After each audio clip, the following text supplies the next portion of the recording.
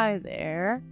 This is Kayla, and I'm going to be trying out a new form of content creation, I guess. There's so many things I want to teach and write about and say, and I've found that blogging, even though I love it, it takes a lot of energy out, and I overthink things, and it takes me ages to write down just a simple, maybe not a simple thing, but to just get my thoughts out. It takes a long time in writing. And I thought this topic especially is a perfect one to start with this form of recording first, of talking and speaking, doing the audio version of this, to just get my stream of consciousness style thoughts out without putting too much pressure on myself. And that way you also get to hear, I don't know, what's truly sitting on my heart and what comes to my mind. So that being said, this first blog slash podcast, I guess, not an official podcast, but I don't know, maybe I'll turn it into an actual podcast that I post to all the platforms someday. But the first topic that I really want to bring up is one that I was able to connect and cover with my somatic coach or therapist practitioner, whatever you want to reference her as. Last week, we touched on the topic of the word no, and it came up because of some stress I was going through with medical things in the medical system, and how I've had a lot of trauma in many different areas of my life, but specifically we touched on the medical traumas of being dismissed, being, I don't know, especially with someone with a chronic pain and fatigue disorder. I've definitely been dismissed quite a bit in my time of trying to interact with the healthcare system, and it's been really, really challenging. So, that being said, it has resulted in a lot of fears and a lot of doubts in myself, and it really ties in for sure with a lot of my experiences around being able to stand up and advocate and speak up for myself in various other situations, with family, with friends, relationships, all sorts of things. So my session with my somatic coach, embodiment coach, her name is Tara Tang. I'll tag her in the post that I write up. But she helped me to kind of realize how deep my, like, almost aversion to the word no is. And we were just talking, and she said to me, let's do this little game, let's do this activity. I want you to say the words no. Just say no to me.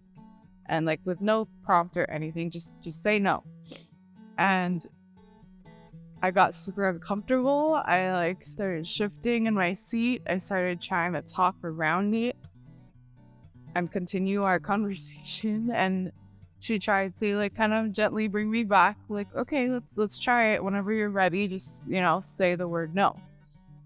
And as I was like gearing up to say it, just the fact in itself that I had to kind of like prepare myself should have, spoke a lot to me. But as soon as I tried to like push the word out of my mouth, like I felt my jaw just lock up, and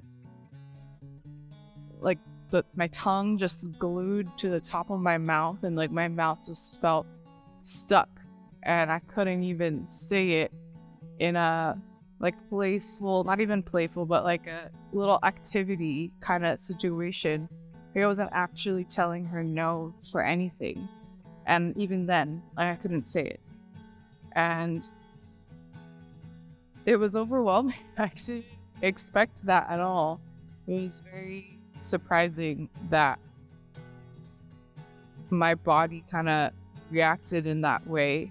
And when I couldn't say the word, I started, like, tears just started like falling out of my eyes, and like my chest got really tight, and I felt like my body was just pushing everything like away. Like I felt really shaky, and it was a really strange experience, especially because I was really aware at that time of like what my body was, like all the sensations in my body, because of the context of what I was in a embodiment like session. So I was very, very aware of these sensations at the time. And it was very clear that when my voice was unable and unwilling to say the word no, my body started saying no for me. And that was a really eye-opening experience, because I definitely have seen a pattern of times that I've allowed my boundaries to be crossed. I've not spoken up for myself. And like I said, I struggle with a lot of chronic pain, chronic fatigue. I was diagnosed with fibromyalgia with kind of question mark at the end, and no other clue to what could be wrong with me. And yeah, it seems to be triggered, of course, by stress, and I mean, all other things too, but a big one is stress and just overdoing stuff and doing more than I should be. And my body, I guess, has decided to speak up for me and just say no. So I don't know, it made me reflect a lot and think about my personal experiences with the word no, and how, I guess, growing up, I was not really allowed to say no. As a child, no was unacceptable and inappropriate, and you don't say no to your parents. You do what they say, whether you like it or not. And that has carried into a lot of feelings of like being controlled, I guess, and unable to speak up for my own needs, my own wants. And it didn't stay within that parental child relationship. It carried over to every other relationship that I have. I'm not allowed to say no. It's rude, it's unacceptable, it's disrespectful. And further down the road, when I started realizing, I need to say no, it came out very spiteful sounding, very angry, because I hadn't been allowed to say no for a long time. So the time that I finally did speak up and say no to the situations that I would say no, I had a pushback, of course. Because I had never said no. I'd never had that relationship with anyone to be able to say no, first of all, in a healthy way from my side, but also it's just something that took everyone by surprise, and it didn't go well at all. It caused a lot of stress, a lot of drama, and I have often been told that I sound very angry, which I think is accurate. And I was also labeled as bossy or controlling whenever I stood up for myself. And because of the way I had been held back for so long, I came forward so much more aggressively. So I guess I can see how it could come off in that way. However, being called those things definitely gave that no aversion a lot stronger of a hold on me. I was just like, anytime after that I felt the need to say no, or I felt a boundary was going to be crossed, I was hesitant to say anything, hesitant to say no again, because, well, I tried once or twice or a few times and it never resulted in the outcome that I was hoping for. It was a lot more problem and pushback and another issue to me, another trauma. So one of the things that I've been thinking about is just trying to mend my relationship, I guess, with the word no. And I created some things and drawings and did some art in my sketchbook where I just used watercolor, because this is definitely a very calming medium for me, but I wanted to use watercolor to play around and make no feel less scary, less intimidating, more okay, and incorporated into my vocabulary again. I wanted to give myself and other people, anyone else, that reminder that no is not a bad word. And I don't know, I'm still thinking of ways of reincorporating this into my vocabulary. But one thing that I've always loved doing is reflecting and connecting back to the lunar cycle, the moon. And tonight or tomorrow is the full moon. At the time of recording this is the full moon in Virgo, which is March of 2023.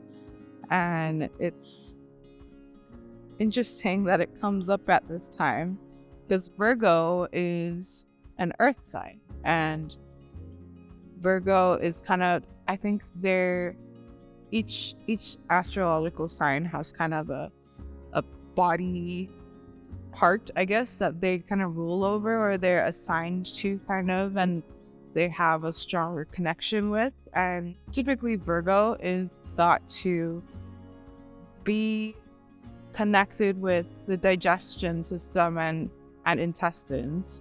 And I wanted to see if there was a way for me to come up with some kind of practice for myself to incorporate that into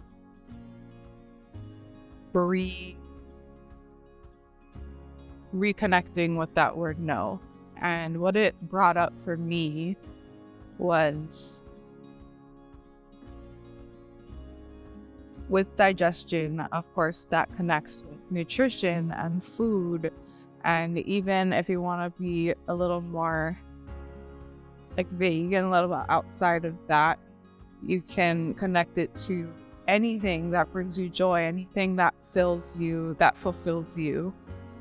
And it really speaks to the value of being able to know and understand what your body really needs and what your body really wants, which is your yes. So during this past week, and especially tonight for the full moon, I personally want to be able to reflect a lot on nourishment, whether that's literal foods that my body wants and needs and wants to say yes to. And I think once you start to look at that, and once you're clear on connecting to that yes and finding your yes of what is good for you, what is valuable to you, I think it's a lot easier to know and be connected to and feel stronger in what your no is, what you don't need and what you don't want or you don't value. So that's a practice that I'll be doing. I hope it's something that can be useful to you, something you can think about, and whether it's tonight or any time in the future when you're listening or reading this or watching this. And this doesn't have to be done on a Virgo full moon. It's something you can reflect on at any time. And I just want it to be that reminder that no is not a bad word, and that framing holds a lot of just a major power struggle and lack of consent when someone is telling you that no is not allowed and not acceptable. I hope that this kind of practice of finding your yes to know what your no is can help you to connect and reconnect to your voice, your intuition, and that power that does live inside of you, does live inside of each of us. And I just hope that this is something that can help you to reclaim that and maybe even step into it for the first time. I know for me, in some ways, it does feel like this is brand new. This is brand new territory, and it can be scary, but I believe in you and we're doing it together. So feel free to connect with me, to reach out, and we'll find our no together. I hope you have an amazing week, and thank you so much for taking the time to listen and read. Love you all. Bye.